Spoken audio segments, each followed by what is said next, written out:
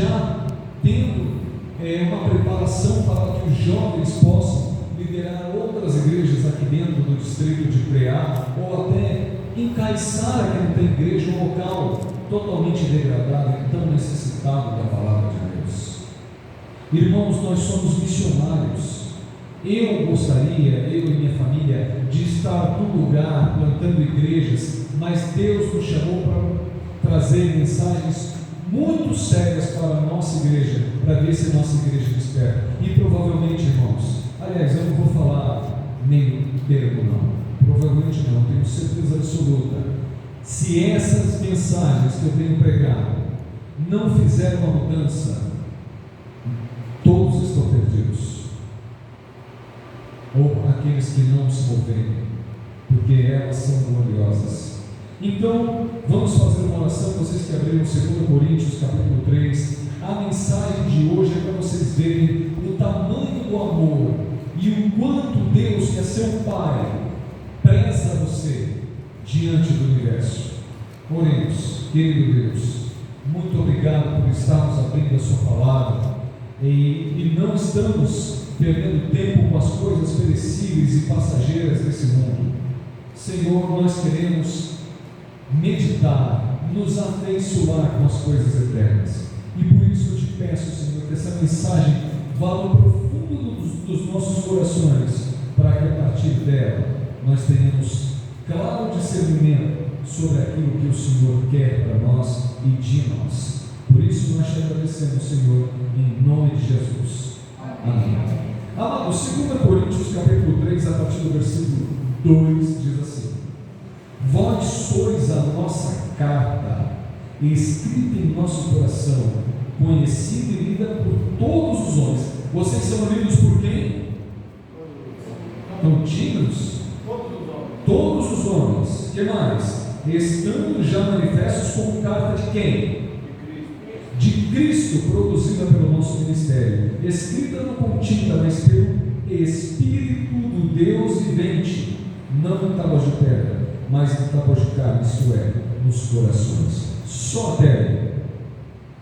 E eu não vou nem explicar esse versículo agora, mas daqui a pouco a gente vai lembrar dele. Agora, abra aí em 2 Tessalonicenses, aí pertinho, capítulo 1.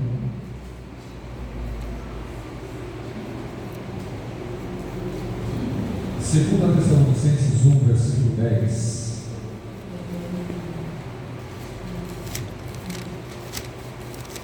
E eu quero muito que esses dois jovens aqui, de verdade, olhem para mim os dois, prestem muita atenção.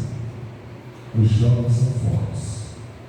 Quando o Espírito Santo toma a vida de um jovem, ele faz um trabalho muito mais forte do que qualquer outro. E vocês precisam crer, porque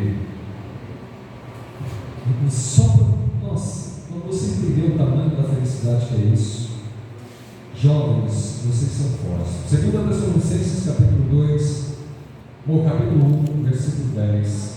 O contexto do tema aí, Paulo dá graças, pelos Tessalonicenses, fala das perseguições, fala da destruição dos ímpios e da glória dos salvos, principalmente quando ele fala sobre a volta de Jesus. E olha o que ele fala sobre a volta de Jesus em relação aos salvos, no versículo 10, diz assim: quando vier Jesus, para ser glorificado nos seus santos e ser admirado em todos os que creram, naquele dia, porquanto foi crido entre vós o nosso testemunho. Só até aí, naquele dia, quando você vê no Antigo Testamento, no Novo Testamento, essa expressão, naquele dia, nos últimos dias, é uma profecia de dupla aplicação muitas vezes. Aqui não, aqui está falando diretamente daquele dia, mas às vezes, quando Deus fala naquele dia, lá no Antigo Testamento,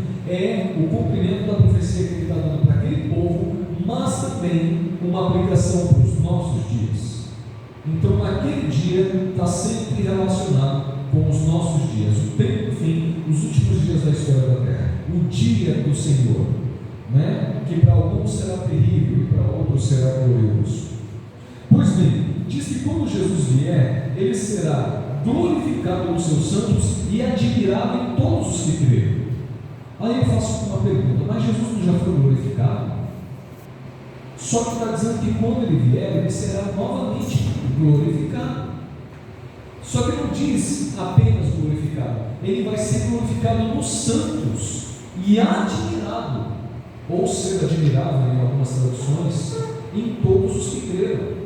Agora, isso está falando do nosso tempo, dos últimos dias da história da Terra. Só que antes de eu explicar tudo isso, nós vamos voltar lá no começo, e eu vou contar a história todinha, e espero que você tenha paciência, porque quando chegar no seu momento, quando você entrar como protagonista principal abaixo de Deus, porque essa história, o protagonista é Deus, principalmente na pessoa de Jesus Cristo, e o ser humano também é protagonista.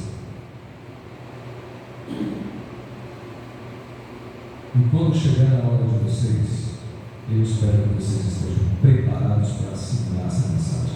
Pois bem, vamos voltar ao começo. Nós sabemos que no começo, no princípio era só Deus e Deus se bastava. Todo mundo sabe que Deus é uma entidade, mas um único Deus, só que são três pessoas, três personalidades, Nós conhecemos como o Pai, o Filho e o Espírito Santo, mas nem sempre foi assim.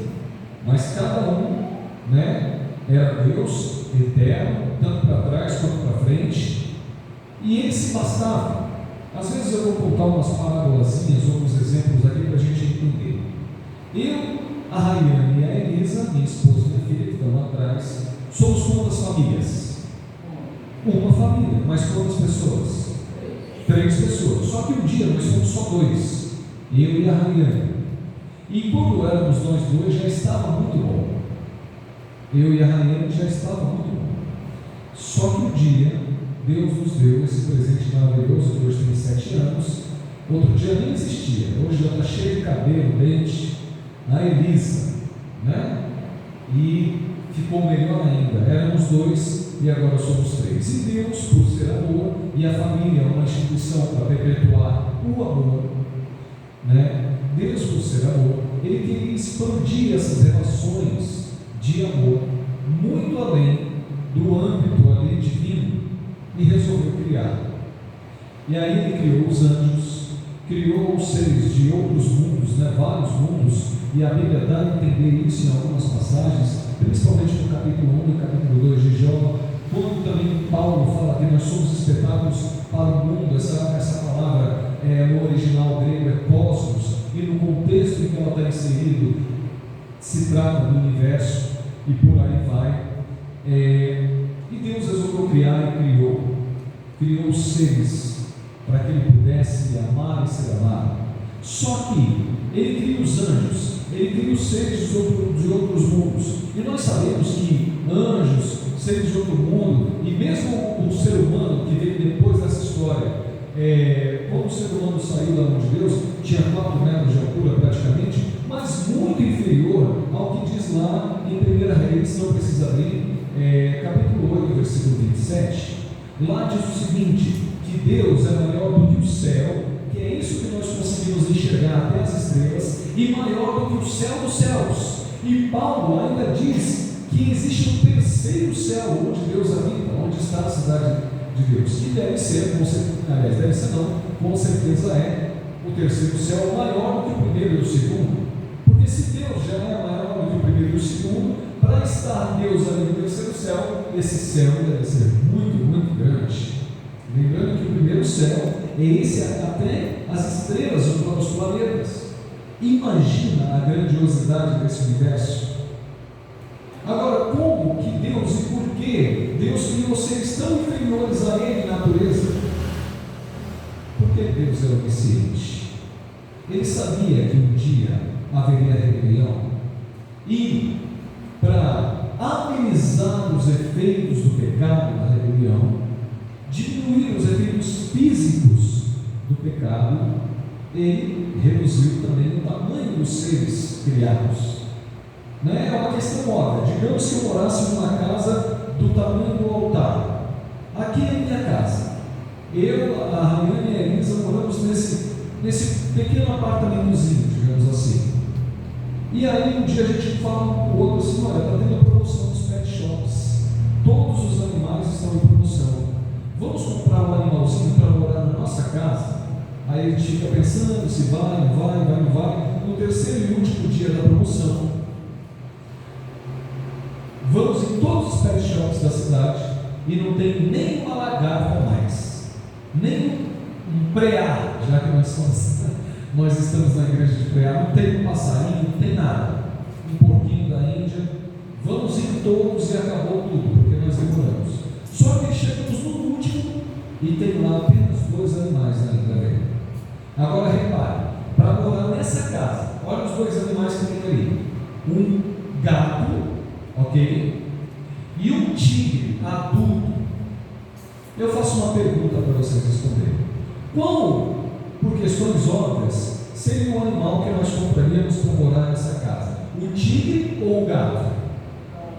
O gato, porque senão o tigre poderia destruir as coisas e até as pessoas. Então, por questões óbvias, nós entendemos, na nossa limitação, que quando Deus criou vocês, Ele criou, aliás, ainda não tinha criado o ser humano. Quando Ele criou os seres, Ele criou muito menores para amenizar os efeitos do pecado. Amém? Resolveu o problema? Resolveu, porque o universo ele é afetado espiritualmente, terrivelmente, por causa do pecado, mas fisicamente, não.